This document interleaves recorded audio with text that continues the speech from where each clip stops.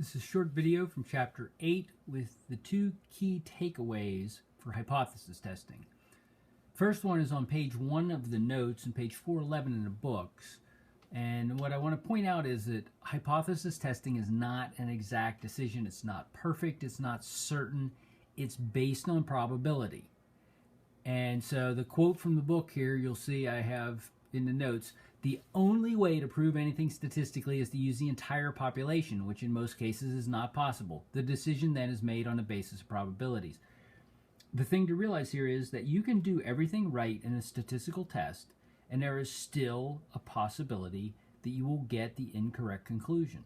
You look a lot of what the work we do 95% confidence intervals in the previous chapter, we do alpha equals 0.05 here. That means there's a 5% chance that what we do won't yield the correct decision in the case of rejecting the null hypothesis. And so out of every 20 studies, that means that 1 out of those 20, that could happen. So that's something to keep in mind, that while this is a good system, it's a solid system, it's the best system we have, it is not a perfect system.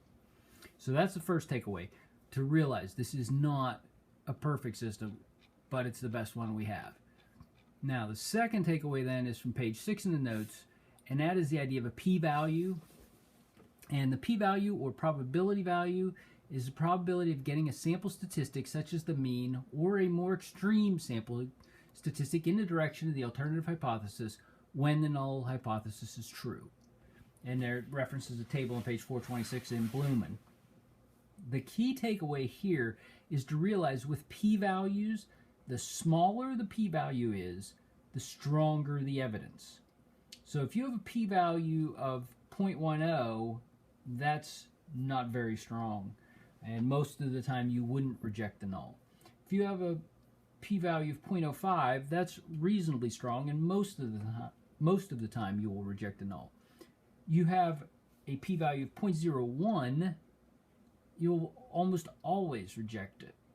You have a p-value of something like 0.001, you would definitely want to reject it. That's a 1 in 1,000 chance that this happens simply by, randomness.